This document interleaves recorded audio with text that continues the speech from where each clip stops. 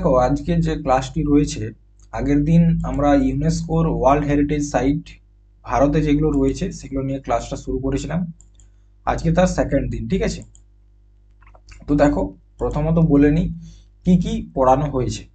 একবার দেখে নিই আমরা আগের দিন কি পড়েছি। তো দেখো, প্রথমে আমরা পড়েছিলাম কি, যে ইউনেস্কো সম্বন্ধে কয়েকটা জিনিস জেনেছি। কবে স্থাপনা হয়, কোথায় হেডকোয়ার্টার, ঠিক আছে, কবকে ওয়ার্ল্ড হেরিটেজ ডে হিসাবে পালন করা হয়, এই বিষয়গুলো দেখেছি। এবং হেরিটেজ স্থান দেখো, দুভাগে আমরা ভাগ করেছিলাম। একটা হচ্ছে হেরিটেজ স্থান, আর একটা হচ্ছে তোমার ইনটেনজিবল সাইট, মানে যেগুলোকে স্পর্শ করা যায় না। দুভাগে ভাগ করেছি। এবং বেশ কিছু আমাদের ইউনেস্কোর ওয়ার্ল্ড হেরিটেজ সাইট নিয়ে, যেগুলো আমাদের ভারতে অবস্থিত, সেগুলো নিয়ে আলোচনা করেছি। ঠিক আছে? তো আজকে সেকেন্ড ক্লাস। আজকে আমরা যেটা নিয়ে আলোচনা করব, তার বাকি যে আরো 23টা ওয়ার্ল্ড হেরিটেজ সাইট রয়েছে ভারতে, সেইগুলো নিয়ে। ঠিক আছে? তো দেখো, প্রথমে যেটা রয়েছে সেটা হচ্ছে কুতুব মিনার। কি নাম? কুতুব মিনার। এই যে ছবিটা দেখতে পাচ্ছ, এটা হচ্ছে কুতুব মিনার। প্রথমত বলে রাখি, এটা ইউনেস্কোতে কবে যুক্ত হয়। প্রথম পয়েন্ট যেটা, সেটা হচ্ছে 1993। ঠিক আছে? 1993 সালে ইউনেস্কোতে যুক্ত হয়। আর কি, এটা কোথায় অবস্থিত? নিউ দিল্লি। নিউ দিল্লিতে এটি অবস্থিত। ঠিক আছে? এরপর দেখো, এই যে কুতুব মিনার, এই কুতুব মিনারটাকে বানানো শুরু করেছিল কে? তার নাম হচ্ছে কুতুবউদ্দিন আইবক। কুতুবউদ্দিন আইবক। তিনি কে ছিলেন? গুলাম বংশের সংস্থাপক। দিল্লি সালতানাতের যে গুলাম বংশ ছিল বা দাস বংশ ছিল, তার সংস্থাপক ছিলেন কে? কুতুবউদ্দিন আইবক। তিনি এই প্রথম যে, ঠিক আছে, এই নির্মাণ কার্যটা তিনি শুরু করেন। কিন্তু যদি বলা হয় যে এই যে উপরের দিকটা, মানে কুতুব মিনারকে কমপ্লিট করেছিল কে? ঠিক আছে, কমপ্লিট কে বানিয়েছিল? তো তার নাম হচ্ছে ইলতুৎমিশ। ঠিক আছে? তাহলে কুতুব মিনারের যে নির্মাণ কার্য কে শুরু করেন? তার নাম হচ্ছে কুতুবউদ্দিন আইবক। ঠিক আছে? এবং এই কুতুব মিনারকে কমপ্লিট ভাবে কে তৈরি করেছিল? তার নাম হচ্ছে ইলতুৎমিশ। এরপর দেখো, কুতুবউদ্দিন আইবক যখন এই কুতুব মিনারের নির্মাণ কার্য শুরু করেন, তখন এটার নাম তিনি কুতুব মিনার কেন রেখেছিলেন? ঠিক আছে? তো তিনি একজন সুফি সন্ত, যার নাম হচ্ছে কুতুবউদ্দিন বখতিয়ার কাকি। কি নাম? কুতুবউদ্দিন বখতিয়ার কাকি। এনার নাম অনুসারে কি নাম রেখেছিলেন? কুতুব মিনার। ঠিক আছে?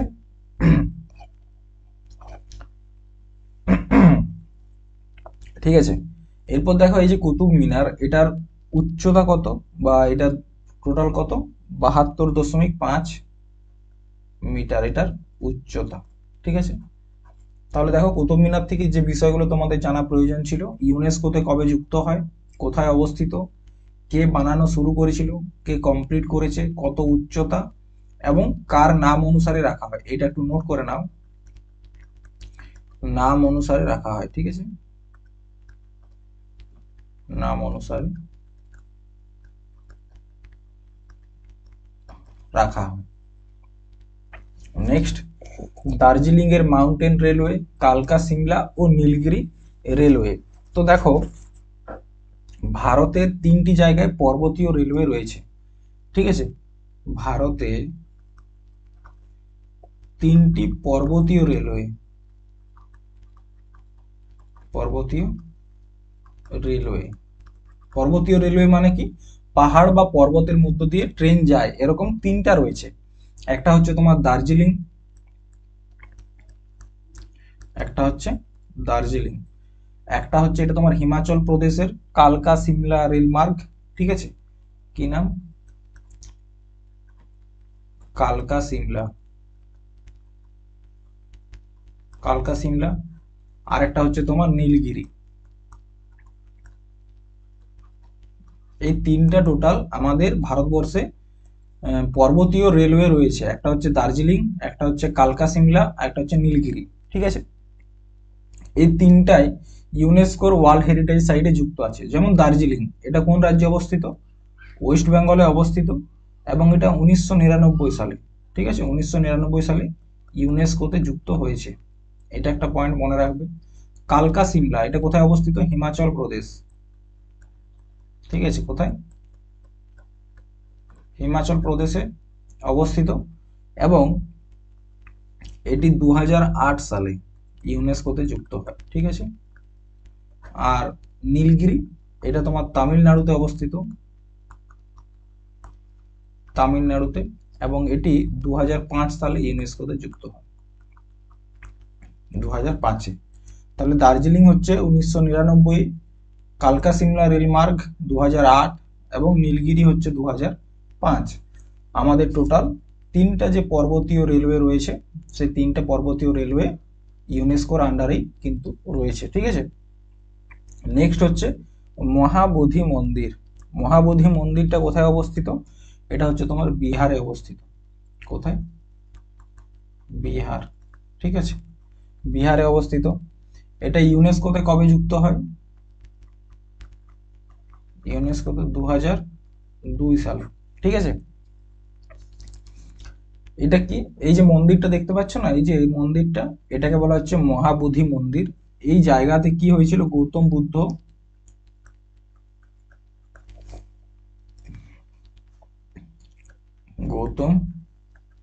বুদ্ধ কি হয়েছিল? জ্ঞান প্রাপ্তি করেছিল। ঠিক আছে, জ্ঞান প্রাপ্তি করেছিল এই জায়গাতেই। সেই জায়গাটার নাম কি? মহাবোধি মন্দির। কোন নদীর তীরে যদি প্রশ্ন আসে, সেটা হচ্ছে নিরঞ্জনা নদীর তীরে। নিরঞ্জনা নদীর তীরে গৌতম বুদ্ধ জ্ঞান প্রাপ্তি করেছিল। এটা একটা হলো। নেক্সট হচ্ছে ভীমবেটকা রক শেল্টার বা গুহা যেটাকে বলা হয়, এটা হচ্ছে ভীমবেটকা। এই যে ছবিটা দেখতে পাচ্ছ, এটা হচ্ছে ভীমবেটকা। ঠিক আছে, ভীমবেটকা কোথায় অবস্থিত? মধ্যপ্রদেশ। মধ্যপ্রদেশ, মধ্যপ্রদেশে অবস্থিত। ঠিক আছে, এটা হচ্ছে তোমার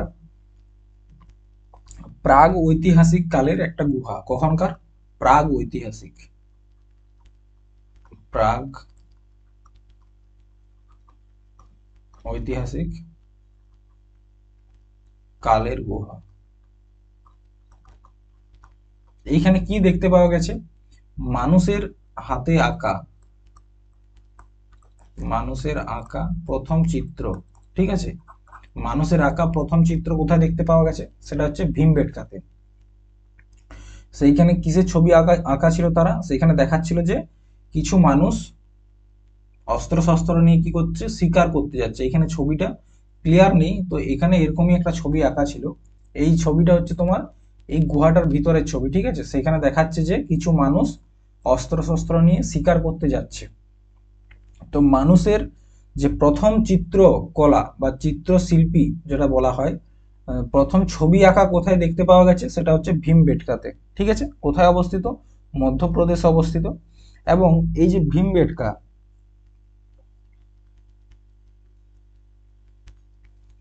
এই ভীমবেটকা ইউনেস্কোতে কবে যুক্ত হয়? ইউনেস্কোতে এটা হচ্ছে তোমার 2003 সালে। ঠিক আছে, 2003 সালে ইউনেস্কোতে যুক্ত হয়। নেক্সট দেখো, ছত্রপতি শিবাজি টার্মিনাস। এটা হচ্ছে একটা রেল স্টেশন, কিন্তু মনে রাখবে এটা হচ্ছে একটা রেল স্টেশন। এই ছবিটা, এই জায়গাটা দেখবে তোমরা, একটা সিনেমা ছিল শাহরুখ খানের, রাওয়ান। ঠিক আছে, রাওয়ান সিনেমাতে দেখবে শেষের সিনটাতে দেখাচ্ছে ছত্রপতি টার্মিনাস। এটা হচ্ছে একটা রেল স্টেশন। কোথায় অবস্থিত? মহারাষ্ট্রে। খুব সুন্দর জায়গা। ঠিক আছে, মহারাষ্ট্রে এটা অবস্থিত। এটা ইউনেস্কোতে কবে যুক্ত হয়? 2004 সালে। ইউনেস্কোতে 2004 সালে যুক্ত হয়। বোঝা গেছে? নেক্সট, চম্পারনের পাবড়গড় প্রত্নতাত্ত্বিক উদ্যান, একটা হচ্ছে আর্কিওলজিক্যাল পার্ক। এটা কি? আর্কিওলজিক্যাল পার্ক, যেখানে বিভিন্ন পুরানো দিনের যেসব জিনিসপত্র রয়েছে, ঠিক আছে। এটা কবে হয়েছে ইউনেস্কোতে? এটাও 2004। দেখো, এগুলোর থেকে খুব বেশি পয়েন্ট মনে রাখার প্রয়োজন নেই, কারণ টোটাল 43টা ইনটেনজিবল সাইট রয়েছে। সবগুলোরই যদি পয়েন্ট মনে রাখতে চাও তাহলে অসম্ভব, এবং তার সাথে আবার 13টা ইনটেনজিবল সাইট রয়েছে। এগুলো কিন্তু সব মনে রাখতে হবে, ঠিক আছে। তাই সবগুলোরই এত পয়েন্ট মনে রাখার প্রয়োজন নেই। এরপর হচ্ছে লাল কেল্লা। লাল কেল্লা, ঠিক আছে। লাল কেল্লা কোথায় অবস্থিত? তোমরা সকলেই জানো, রেড ফোর্ট। কি বলা হয়? Red fort. কোথায় অবস্থিত? দিল্লিতে। দিল্লিতে অবস্থিত, ঠিক আছে। কি দ্বারা তৈরি এই রেড ফোর্ট? লাল পাথর দিয়ে তৈরি।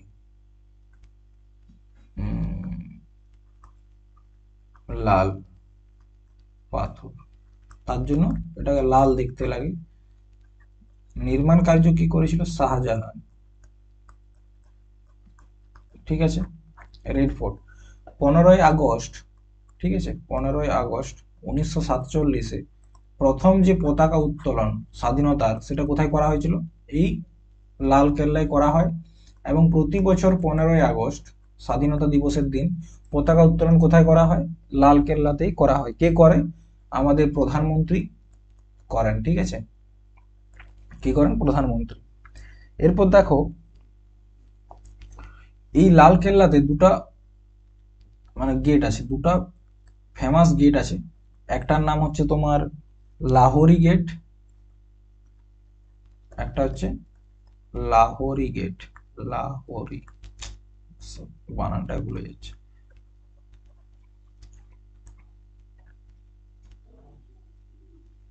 কি বললাম? লাহোরি গেট, আর একটার নাম হচ্ছে তোমার দিল্লি গেট, ঠিক আছে। তো অনেক সময় প্রশ্ন আসে যে লাহোরি গেট কোথায় অবস্থিত? সেটা হচ্ছে লাল কেল্লাতে অবস্থিত। এবং এটা ইউনেস্কোতে কবে যুক্ত হয়? ইউনেস্কো 2007 সালে, যে বছর ইন্ডিয়া টি-20 ওয়ার্ল্ড কাপ জিতেছিল, ঠিক আছে।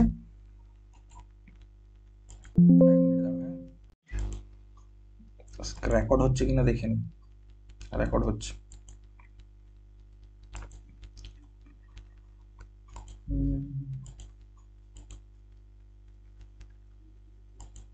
ঠিক আছে, তাহলে লাল কেল্লা হয়ে গেল। এরপর হচ্ছে যন্তর মন্তর। প্রথমত দেখো, এই যন্তর মন্তরটা কে বানিয়েছিল? ঠিক আছে, যন্তর মন্তরটা কোথায় অবস্থিত? এটা হচ্ছে জয়পুরে। জয়পুরটা কোথায়? রাজস্থান, ঠিক আছে। কে বানিয়েছিল যন্তর মন্তর? যন্তর মন্তর বানিয়েছিল সবাই জয় সিং। কি নাম? সবাই জয় সিং, ঠিক আছে। তিনি 5টা জায়গাতে যন্তর মন্তর বানিয়েছিলেন। 5টা কোথায় কোথায়? একটা হচ্ছে দিল্লি, একটা হচ্ছে জয়পুর, একটা হচ্ছে তোমার উজ্জৈন, উজ্জৈন, আর একটা হচ্ছে তোমার মথুরা, আর একটা হচ্ছে তোমার বেনারস। তার মধ্যে জয়পুরের যন্তর মন্তরটা কিন্তু ইউনেস্কোতে রয়েছে, ঠিক আছে। তো এই যে যন্তর মন্তর, এটা ইউনেস্কোতে কবে যুক্ত হয়? এটা হচ্ছে 2010 সালে, ঠিক আছে। ইউনেস্কোতে যুক্ত হয় 2010 সালে। এখানে দুটো বিখ্যাত যন্ত্র রয়েছে। একটার নাম হচ্ছে তোমার সম্রাট যন্ত্র, একটার নাম হচ্ছে সম্রাট যন্ত্র, আর একটার নাম হচ্ছে রাম যন্ত্র, ঠিক আছে। এই সম্রাট যন্ত্রটা হচ্ছে সব থেকে বড় সৌর ঘড়ি, ঠিক আছে, সব থেকে বড় সৌর ঘড়ি, এটা হচ্ছে সম্রাট যন্ত্র। আর রম যন্ত্র কি, এটা হচ্ছে সব থেকে উঁচু, উচ্চতার জন্য এটার নাম রাখা হয়েছে রামযন্ত্র, ঠিক আছে। নেক্সট, পশ্চিমঘাট পর্বতমালা। প্রথমত বলি, পশ্চিমঘাট পর্বতমালার যে বিস্তার সেটা একটু দেখে নাও। এটা হচ্ছে ভারতের ম্যাপ, ঠিক আছে, ভারতের ম্যাপ এটা। তো দেখো, মহারাষ্ট্র থেকে একদম কর্ণাটক পর্যন্ত এটা কোন পর্বত রয়েছে, এটা হচ্ছে পশ্চিমঘাট পর্বতমালা, পশ্চিমঘাট পর্বতমালা। আর এইদিকে কি রয়েছে, এদিকে রয়েছে পূর্বঘাট পর্বতমালা, এটাকে বলা হচ্ছে পূর্বঘাট পর্বতমালা। তো এখানে একটা জিনিস লক্ষ্য করবে, পশ্চিমঘাট পর্বতমালা কোথাও কিন্তু ভাঙাচোরা নয়, একদম এক লাইনে রয়েছে। কিন্তু পূর্বঘাট পর্বতমালা এটা হচ্ছে, দেখো এখানে একটু রয়েছে, তারপর মাঝে কাটা, তারপর আবার রয়েছে, আবার কাটা। এই যে দুটা পশ্চিমঘাট এবং পূর্বঘাট পর্বতমালা যেখানটায় মিশেছে, এই জায়গাটা কি, এই জায়গাটাকে বলা হচ্ছে নীলগিরি। কোথায় অবস্থিত, তামিলনাড়ুতে অবস্থিত, ঠিক আছে। তাহলে পশ্চিমঘাট পর্বতমালা গুজরাট থেকে একদম তামিলনাড়ু পর্যন্ত বিস্তৃত, ঠিক আছে। প্রথমত বিস্তারটা তোমরা দেখে নিলে। এরপর পশ্চিমঘাট পর্বতমালার একটা অন্য নাম রয়েছে, সেটা হচ্ছে সহয়াদ্রি। সহয়াদ্রি, সহয়াদ্রি মানে কি, সহয়াদ্রি মানে হচ্ছে যে সঙ্গে সঙ্গে চলে। তো তোমরা যদি দেখো, আমাদের সমুদ্রের সাথে এদিকে হচ্ছে আমাদের আরব সাগর, আরব সাগরের সাথে আমাদের যে পর্বত পশ্চিমঘাট পর্বতমালা সেটা কিন্তু সঙ্গে সঙ্গে এগিয়ে এসছে, তার জন্য এটার নাম হচ্ছে সহয়াদ্রি, ঠিক আছে। এটা ইউনেস্কোতে যুক্ত হয়েছে কবে, এই পর্বতমালাটা 2012 সালে। এবং এটা ভারতের যে 4টা বায়োলজিক্যাল হটস্পট আছে তার মধ্যে একটা হচ্ছে এইটি, বায়োলজিক্যাল হটস্পট, ঠিক আছে। তোমরা ছবিটা দেখো, এটা হচ্ছে মানে পশ্চিমঘাট পর্বতমালার কিছু ছবি, তো কত সুন্দর দেখতে সেটা তোমরা দেখেই বুঝতে পারবে। মানে আমাদের ভারতের মধ্যেই কত সুন্দর সুন্দর জায়গা রয়েছে, সেগুলো তোমরা এই ক্লাসগুলো না করলে জানতে পারবে না, ঠিক আছে। তো আমাদের পশ্চিমঘাট পর্বতমালা সংরক্ষণ করার জন্য, ঠিক আছে, সংরক্ষণ করার জন্য একটা সমিতি গঠন করা হয়েছিল, তার নাম হচ্ছে মাধব গডগিল সমিতি। কি না, মাধব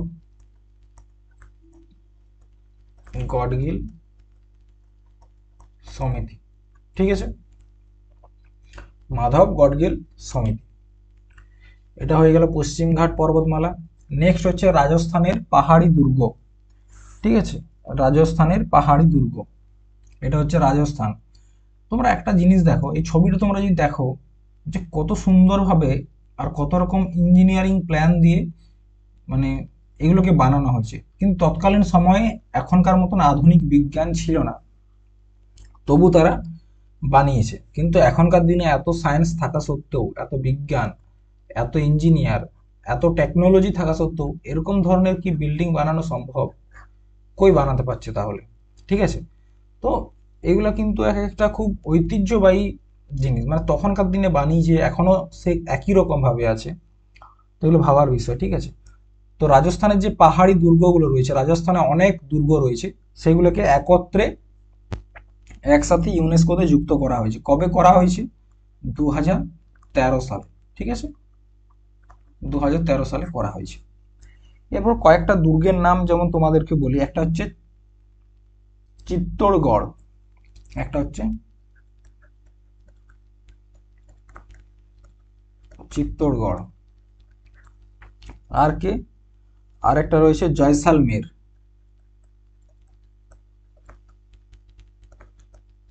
জয়সালমের।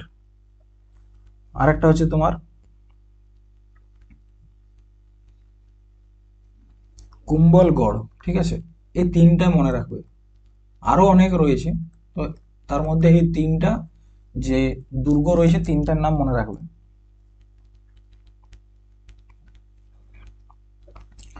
চিত্তরগড় হচ্ছে, এটা হচ্ছে রাজস্থানের সব থেকে বড় দুর্গ। রাজস্থানের সব থেকে বড় দুর্গ। এখানে কিন্তু এখনো মানুষ বসবাস করে, পাবলিক এখানে এখনো থাকে, চিত্তরগড়। ঠিক আছে, এরপর দেখো আরেকটা হচ্ছে জয়সলমের। এটাকে বলা হয় সোনার কেল্লা। কি বলা হয়? সোনার কেল্লা। দেখবে একটা ফেলুদা সিনেমা রয়েছে, ঠিক আছে, সোনার কেল্লা, সেখানে যে দুর্গটাকে দেখানো হয়েছে সেটা হচ্ছে জয়সলমের। ঠিক আছে, আরেকটা হচ্ছে তোমার কি বললাম, কুম্বলগড়। ঠিক আছে, এটার মানে বিশ্বের, দেখো বিশ্বের সব থেকে বড় দেওয়ালকার রয়েছে চীনের প্রাচীর, তারপর সব থেকে বড় হচ্ছে এইটা সেকেন্ড ওয়ার্ল্ড। ঠিক আছে, বড় প্রাচীর রয়েছে কার?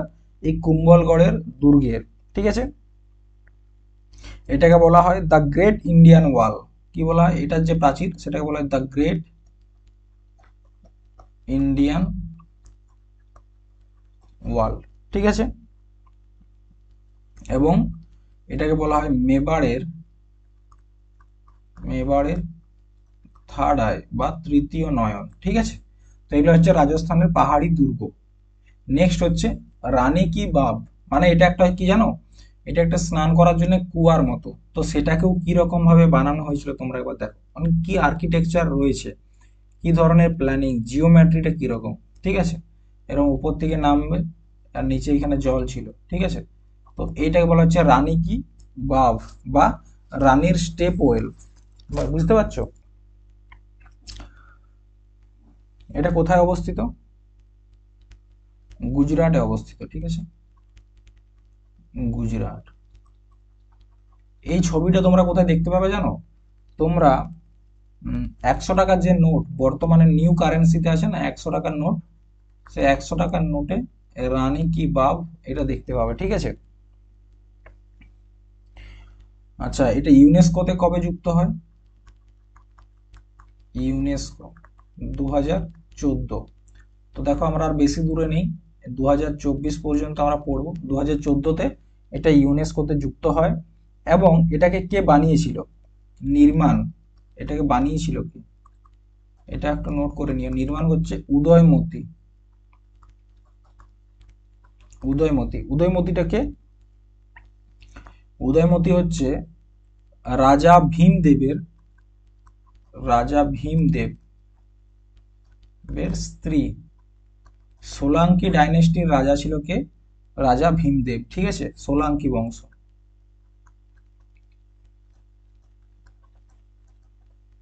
সোলাঙ্কি বংশ, বোঝা গেছে। এরপর হচ্ছে গ্রেট হিমালয়ান ন্যাশনাল পার্ক। এটা হচ্ছে গ্রেট হিমালয়ান ন্যাশনাল পার্ক। এটা তোমার ইউনেস্কোতে যুক্ত হয়েছে তোমার কবে? 2014 সালে। ইউনেস্কো 2014। আচ্ছা, এটার অবস্থানটা কোথায়? হিমাচল প্রদেশ। হিমাচল প্রদেশ। ঠিক আছে, কোন জায়গায়? হিমাচল প্রদেশের কুল্লু। মনে রাখবে হিমাচল প্রদেশে একটা উৎসব হয়। ঠিক আছে, উৎসবটার নাম হচ্ছে ইন্টারন্যাশনাল হিমালয়ান ফেস্টিভ্যাল। ঠিক আছে, great Himalayan festival. Great Himalayan festival, এটা কোথায় হয়? এটা কিন্তু হিমাচল প্রদেশে হয়। ঠিক আছে, নেক্সট হচ্ছে নালন্দা। নালন্দা ইউনিভার্সিটি, যেটাকে বলা হয় নালন্দা মহাবিহার, কোথায় অবস্থিত? বিহারে অবস্থিত। এবং এটা নির্মাণ কার্যটা কে করেছিল জানো? তার নাম হচ্ছে কুমার গুপ্ত। কুমার গুপ্ত। ঠিক আছে, এটা হচ্ছে ইউনেস্কোতে যুক্ত হয় 2016 সালে। ঠিক আছে। আচ্ছা, এখানে একজন চিনি পর্যটক, চিনি মানে চীন দেশের, ঠিক আছে, চিনি পর্যটক পড়াশোনা করতে এসেছিল। তার নাম কি? তার নাম হচ্ছে হুয়েন সাং। হুয়েন সাং। পরবর্তী ক্ষেত্রে এই হুয়েন সাং এখানকার প্রিন্সিপাল হয়ে গিয়েছিল, ঠিক আছে, পড়াশোনা করে পর। এরপর দেখো, এই যে নির্মাণটাকে বললাম গুপ্ত বংশের কুমারগুপ্ত শুরু করেছিল, তারপর স্কন্দগুপ্ত করেছে।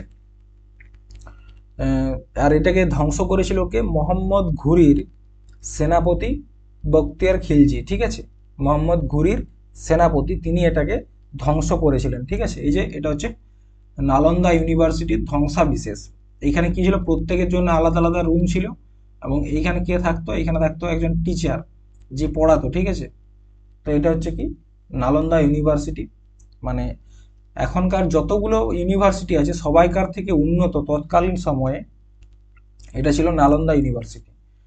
কোন ধর্মের এটা শিক্ষা দেওয়া হতো? বৌদ্ধ, ঠিক আছে, বৌদ্ধ ধর্মের শিক্ষা দেওয়া হতো। বৌদ্ধ ধর্ম, ঠিক আছে, বৌদ্ধ ধর্মের শিক্ষা কেন্দ্র বলা হয় এই নালন্দা ইউনিভার্সিটিকে। তো সেটাই পরবর্তী ক্ষেত্রে আমাদের প্রধানমন্ত্রী নরেন্দ্র মোদী এটাকে নতুনভাবে বানিয়েছেন, অন্য একটা জায়গায় বানিয়েছেন, কিন্তু নাম রেখেছেন কি? নালন্দা ইউনিভার্সিটি, ঠিক আছে। এটা হচ্ছে সেই নতুন ক্যাম্পাসের ছবি। নেক্সট, কাঞ্চনজঙ্ঘা ন্যাশনাল পার্ক 2016 সালে এটা ইউনেস্কোতে যুক্ত হয়। Kanchenjunga national park. কাঞ্চনজঙ্ঘা কোথায় অবস্থিত? সিকিমে।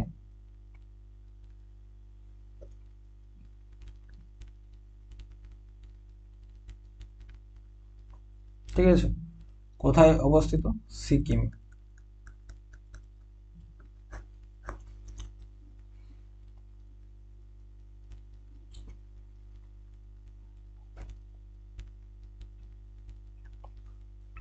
বোঝা গেছে কাঞ্চনজঙ্ঘা। নেক্সট হচ্ছে তোমার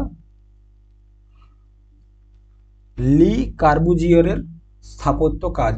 লি কার্বুজিয়ার, ঠিক আছে। লি কার্বুজিয়ার কি? এটা কোথায় অবস্থিত? চণ্ডীগড়ে অবস্থিত। কোথায়? চণ্ডীগড়।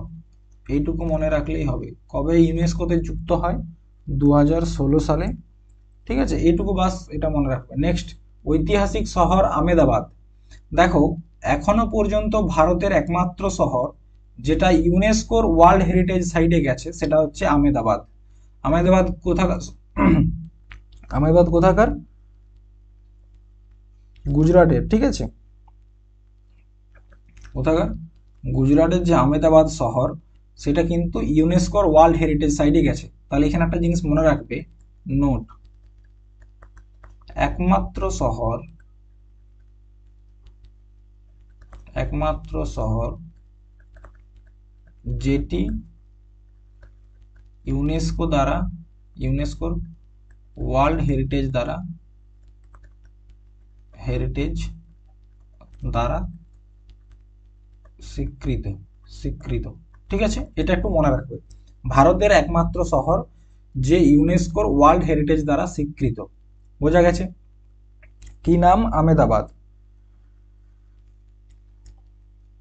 দেখো, এই আমেদাবাদ শহরের মাঝখানে একটা ঝিল রয়েছে যেটাকে বলা হচ্ছে কাকরিয়া ঝিল। কাকরিয়া বা কাকারিয়া, অনেক অনেক রকম নাম লেখে। এটা হচ্ছে কাকরিয়া ঝিল, ঠিক আছে।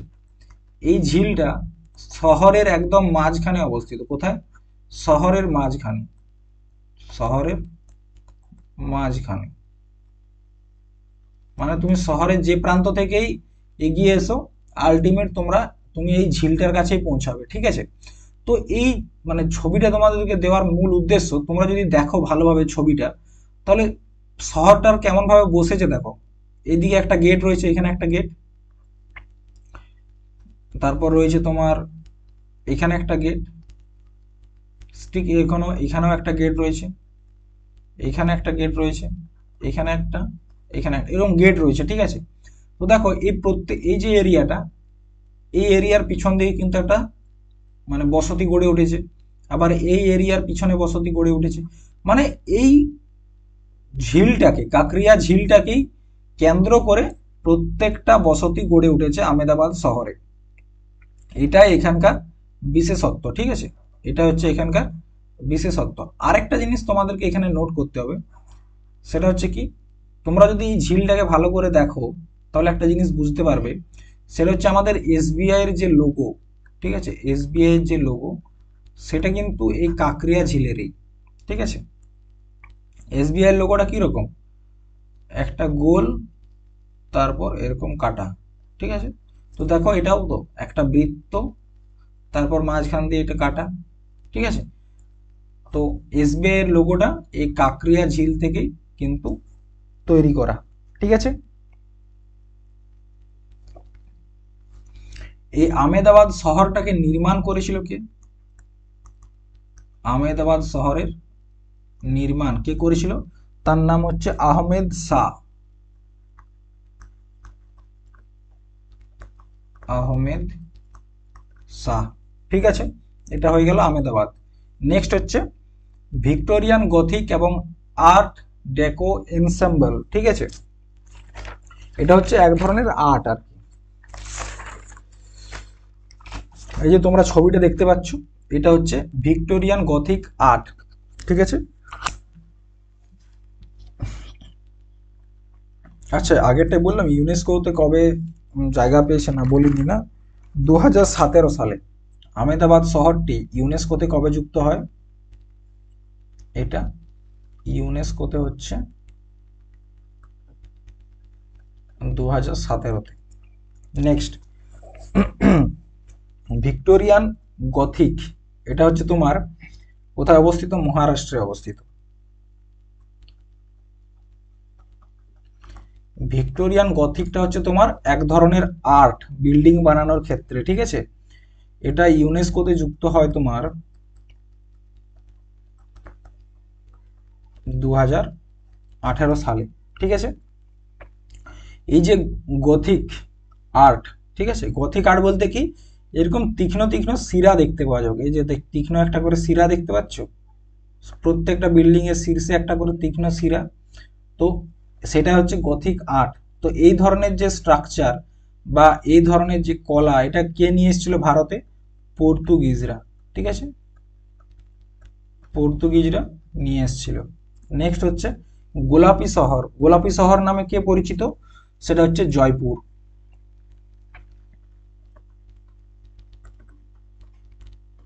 ঠিক আছে। এটা হচ্ছে ইউনেস্কোতে সামিল হওয়া, এটা হচ্ছে আমেদাবাদ হচ্ছে প্রথম শহর, ঠিক আছে। আর গোলাপি শহর জয়পুর হচ্ছে সেকেন্ড শহর, সেকেন্ড সিটি, যেটা ইউনেস্কো দ্বারা স্বীকৃত, ঠিক আছে। প্রথম হচ্ছে আমেদাবাদ এবং দ্বিতীয় হচ্ছে গোলাপি শহর জয়পুর, রাজস্থানে অবস্থিত, এবং এটি ইউনেস্কোতে 2019-এ, ঠিক আছে, ইউনেস্কোতে 2019-এ যুক্ত হয়েছে।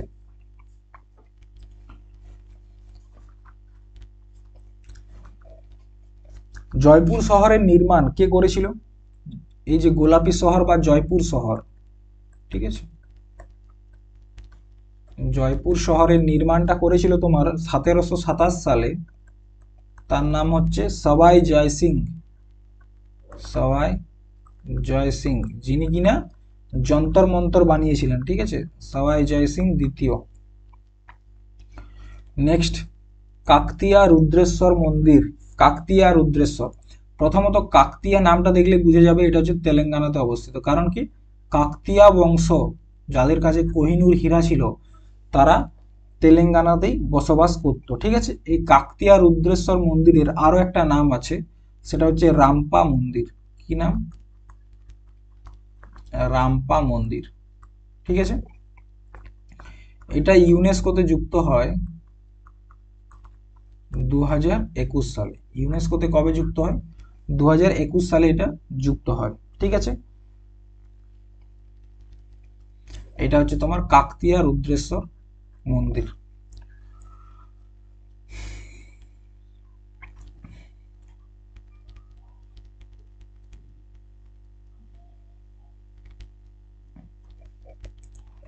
এরপর দেখো ধোলাভিরা সভ্যতা, ধোলাভিরা সভ্যতা হচ্ছে তোমার হড়প্পা সভ্যতার একটি অংশ। হড়প্পা, ঠিক আছে, হড়প্পা সভ্যতার একটি অংশ হচ্ছে ধোলাভিরা। এটা ইউনেস্কোতে যুক্ত হয় তোমার কবকে, ইউনেস্কোতে হচ্ছে 2021-এ। তোমরা যে ছবিটা দেখতে পাচ্ছ এটা হচ্ছে ধোলাভিরা সভ্যতা। তোমরা শুধু দেখো, শুধু পাথর আর কিছু মাটি পড়ে রয়েছে, ঠিক আছে। এটা হচ্ছে ধোলাভিরা সভ্যতা।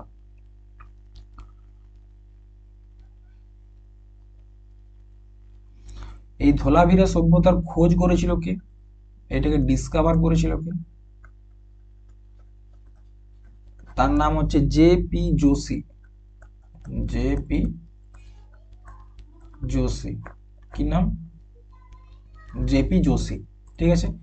নেক্সট হচ্ছে শান্তিনিকেতন, ঠিক আছে। শান্তিনিকেতন কোথায় অবস্থিত? এটা হচ্ছে ভারতের 41তম ইউনেস্কো হেরিটেজ সাইট। 41তম ইউনেস্কো হেরিটেজ সাইট, ঠিক আছে।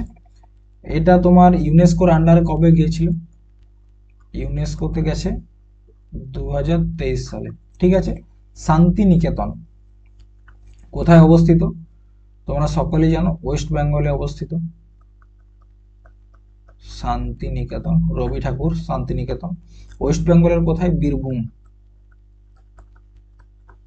ঠিক আছে। এটার স্থাপনা কে করেছিল? কবিগুরু রবীন্দ্রনাথ ঠাকুর। স্থাপনা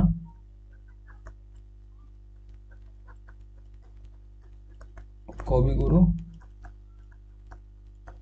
রবীন্দ্রনাথ ঠাকুর, ঠিক আছে। আচ্ছা, এই কবিগুরু রবীন্দ্রনাথ ঠাকুরের বিশ্বভারতী বিশ্ববিদ্যালয় কে স্থাপনা করেন? বিশ্ব ভারতী বিশ্ববিদ্যালয়, ঠিক আছে, তিনি স্থাপনা করেন। আরেকটা জিনিস এখানে তোমরা মনে রাখবে যে বিশ্বের একমাত্র, ওয়ার্ল্ডের একমাত্র লিভিং হেরিটেজ কোনটা? শান্তিনিকেতন। এই শান্তিনিকেতন একটা ক্লাসিক্যাল ডান্সকে, শান্তিনিকেতনের কবিগুরু একটা ক্লাসিক্যাল ডান্সকে খুব প্রমোট করতেন। ক্লাসিক্যাল ডান্স বলতে কি? শাস্ত্রীয় নৃত্য, এক ধরনের শাস্ত্রীয় নৃত্যকে প্রচুর পরিমাণে প্রমোট করতেন। কোন ক্লাসিক্যাল ডান্সকে? সেটা হচ্ছে মণিপুরি, ঠিক আছে। তো মনে রাখবে মণিপুরি যে ক্লাসিক্যাল ডান্স বা শাস্ত্রীয় নৃত্য রয়েছে সেটা কিন্তু শান্তিনিকেতনে প্রচুর পরিমাণে করা হতো, হ্যাঁ। নেক্সট হচ্ছে হৈসেলের মন্দির সমূহ। এটা হচ্ছে 42তম, ঠিক আছে। এটা অবস্থিত হচ্ছে তোমার কর্ণাটক রাজ্যে, কর্ণাটক, ঠিক আছে।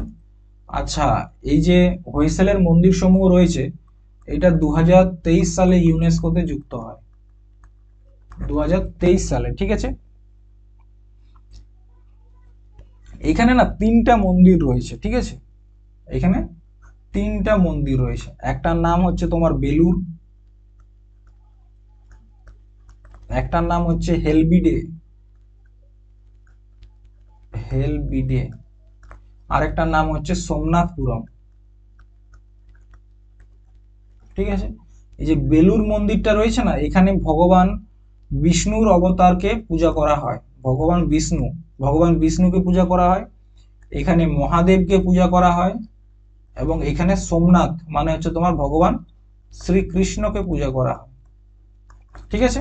3টা জায়গায় 3টা পূজা করা হয়। ইউনেস্কোতে কবে যুক্ত হয়? 2023 সালে। আরেকটা হচ্ছে তোমার মোডিয়ামস, ঠিক আছে, বা ময়ডামসও অনেকে উচ্চারণ করে, মোডিয়ামস বা ময়ডামস। এটা হচ্ছে একদম লেটেস্ট 43তম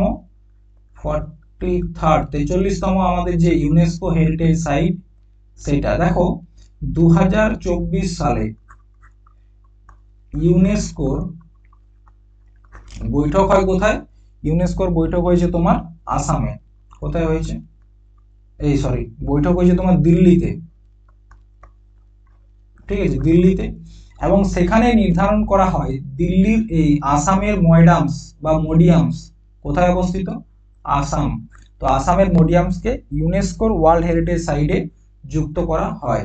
তবে ইউনেস্কোতে যুক্ত করা হয় 2024 সালে, একদম নবীনতম। এটা হচ্ছে মোডিয়ামস, ঠিক আছে। এই যে মোডিয়ামস, এটা হচ্ছে তোমার অহম বংশ।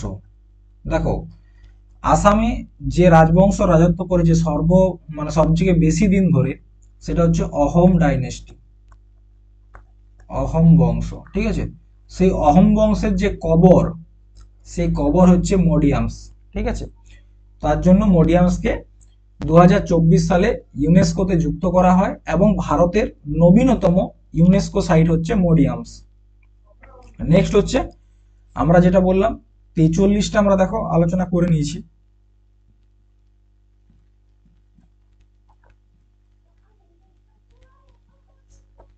এক মিনিট, হ্যাঁ।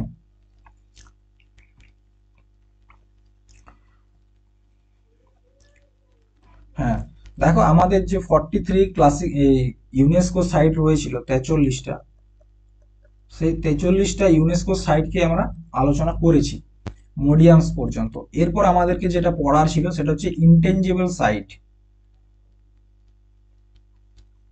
সেটা হচ্ছে ইনটেনজিবল সাইট। এই দেখো কি বললাম, অন্তর্নিহিত ঐতিহ্যবাহী স্থান, বা যেটাকে সহজ ভাষায় বলা হয় ইনটেনজিবল সাইট।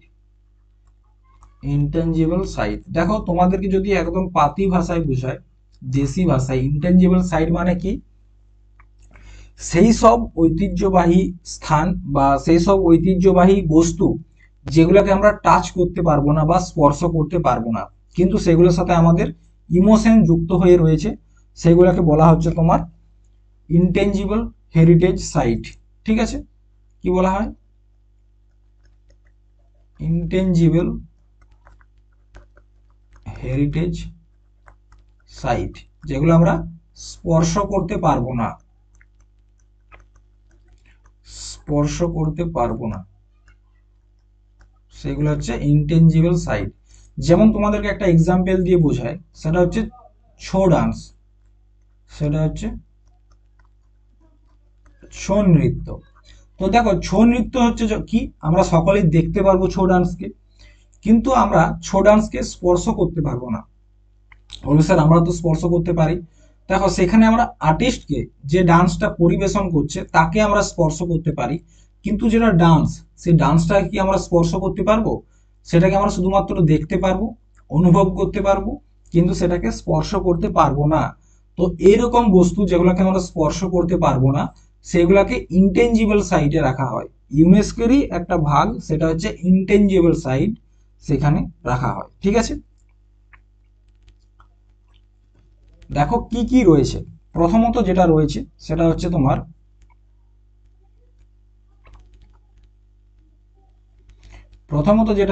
কুটিয়াট্টম, ঠিক আছে। কুটিয়াট্টম কি, কুটিয়াট্টম হচ্ছে কেরালার এক ধরনের রঙ্গমঞ্চ, থিয়েটার। কোথাকার? কেরালার, কেরালার এক ধরনের রঙ্গমঞ্চ, ঠিক আছে। এটা ইউনেস্কোর ইনটেনজিবল সাইটে যুক্ত হয় 2008 সালে। কবে? 2008 সালে, ঠিক আছে।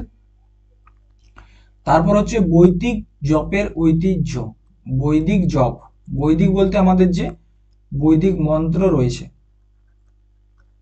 ঠিক আছে, বৈদিক মন্ত্র, সেই মন্ত্র জপ, সেই মন্ত্র জপটাকেও ইউনেস্কোর ইনটেনজিবল সাইটে রাখা হয়েছে এবং এটাও 2008 সালে যুক্ত করা হয়। এরপর দেখো বৈদিক মন্ত্র জপটা কোনো রাজ্যের নয়, এটা আমাদের দেশের, ঠিক আছে। আমাদের যে বেদের মন্ত্র রয়েছে সেটার যে জপ, সেটাকে বলা হচ্ছে বৈদিক মন্ত্র জপ, সেটা 2008 সালে ইউনেস্কোর ওয়ার্ল্ড ইনটেনজিবল সাইটে যুক্ত হয়। এরপর দেখো রামলীলা এবং রামায়ণের ঐতিহ্যবাহী পরিবেশনা। রামলীলা, তোমরা জানো অনেক জায়গাতে রামলীলা হয়ে থাকে। তো এই যে রামলীলা আমরা করে থাকি, যে নাটকটা, সেটা হচ্ছে তোমার 2008 সালে ইউনেস্কোতে যুক্ত হয়। এটাও কিন্তু কোনো একটা পার্টিকুলার রাজ্যের নয়। এরপর হচ্ছে রামমান, ধর্মীয় উৎসব এবং গাড়ওয়াল হিমালয় ভারতের আচার অনুষ্ঠান। রম্মান, এটা হচ্ছে রামমান নয়, এটা 4 নাম্বার, ঠিক আছে। নাম হচ্ছে তোমার রম্মান। এটা হচ্ছে হিমাচল প্রদেশের এক ধরনের উৎসব, ঠিক আছে, এক ধরনের উৎসব। এটা কোথাকার উৎসব, সরি হিমাচল প্রদেশের নয়, এটা হচ্ছে উত্তরাখণ্ড। হিমাচল প্রদেশেও হয়, হয় না এমনটা নয়, কিন্তু পরীক্ষায় এলে উত্তরাখণ্ড করতে হবে, তার জন্য উত্তরাখণ্ড বলা। এটা 2009 সালে ইউনেস্কোতে যুক্ত হয়েছে, ঠিক আছে। নেক্সট হচ্ছে ছৌ ডান্স, 5 নাম্বার।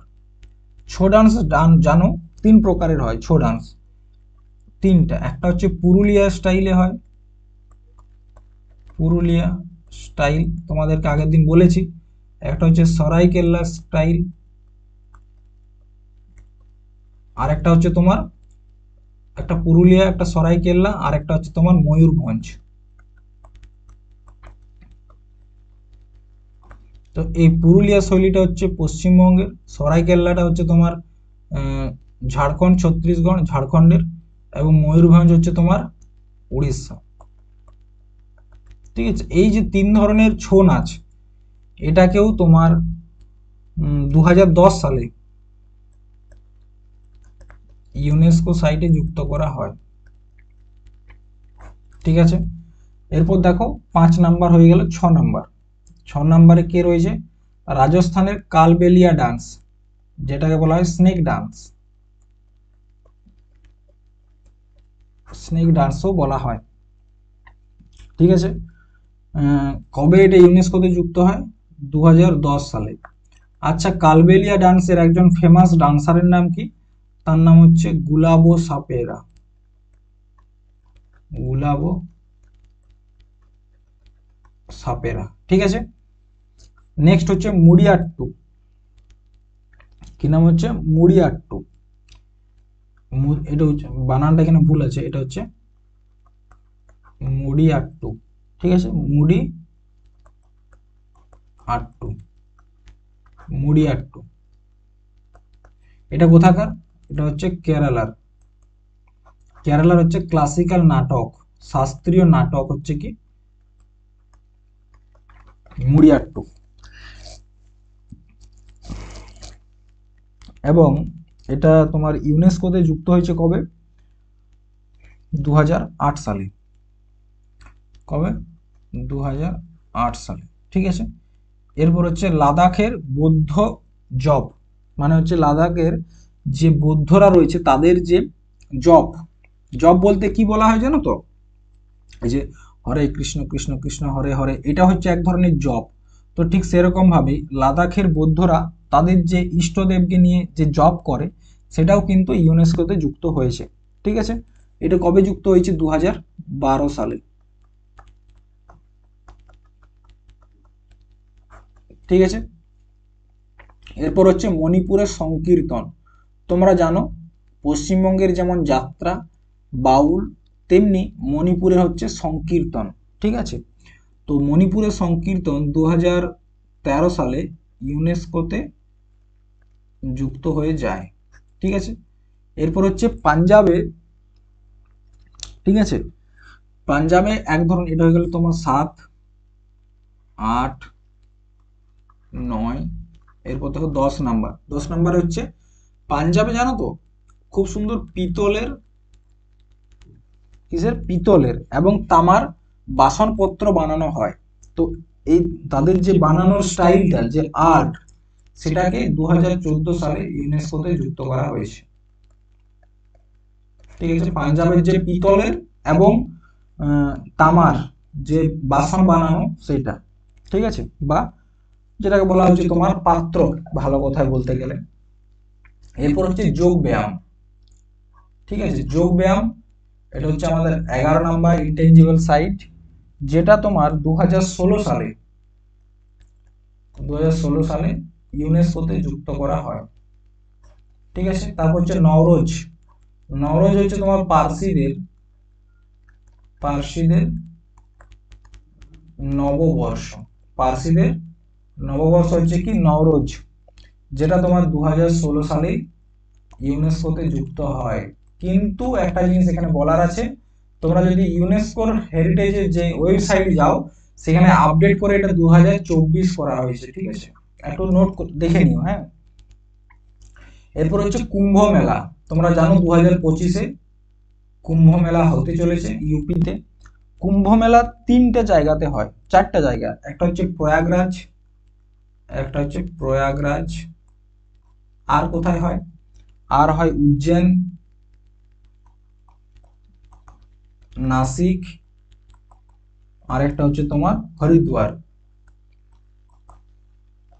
ঠিক আছে। এই 4টা জায়গায় কুম্ভ মেলা হয় এবং এই কুম্ভ মেলাকে 2017 সালে ইউনেস্কোতে যুক্ত করা হয়, ঠিক আছে। এরপর হচ্ছে 14 নম্বরে কলকাতার দুর্গাপূজা, যেটা 2021 সালে ইউনেস্কোতে যুক্ত হয়।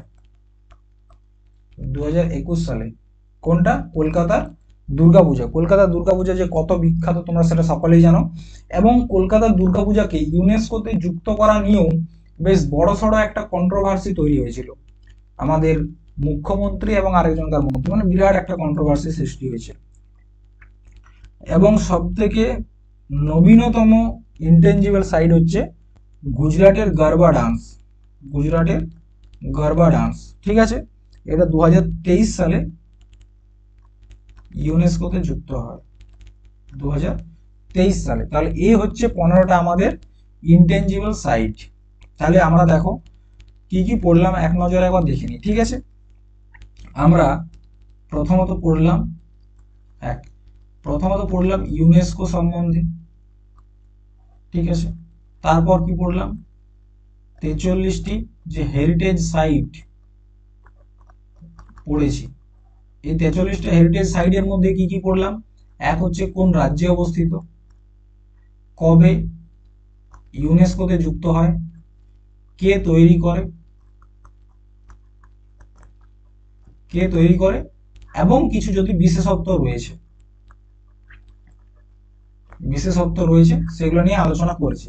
তাহলে অনেক কিছু পড়া হয়েছে। এই 3-4টা পয়েন্ট যদি তোমার মনে থাকে তাহলে জানবে যে অনেক কিছু মনে রেখেছো।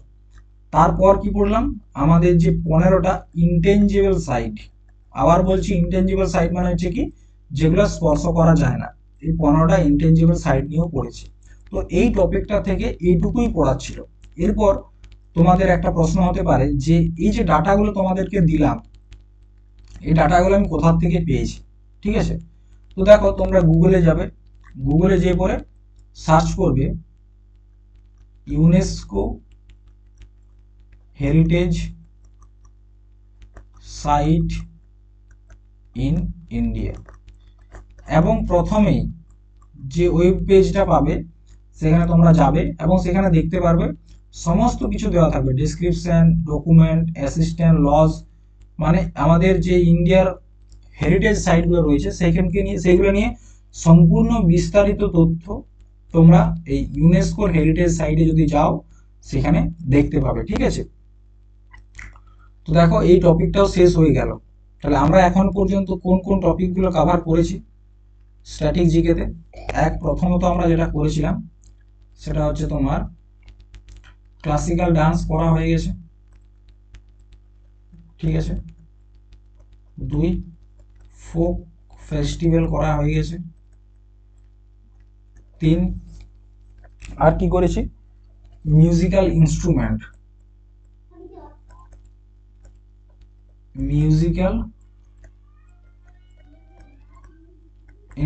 করা হয়ে গেছে। 4 আমরা ইউনেস্কো হেরিটেজ সাইট, এই টপিকটাও আলোচনা করা হলো। এরপর পরের দিন আমরা যে টপিকটা আলোচনা করব সেটা হচ্ছে তোমার অ্যাপয়েন্টমেন্ট মানে রিসেন্টলি আমাদের দেশে কি কি অ্যাপয়েন্টমেন্ট হয়েছে এবং বিভিন্ন রাজ্যের যে মুখ্যমন্ত্রী, গভর্নর বা আরো অন্যান্য পদে কে কে রয়েছে, কে কোনটা, সেগুলো নিয়ে আলোচনা করব, ঠিক আছে। তো আজ এই পর্যন্ত। পরের দিনের টপিক হচ্ছে অ্যাপয়েন্টমেন্ট এবং কে কোন পদে রয়েছে, এই টপিকটা আলোচনা করব, ঠিক আছে। চলো বাই।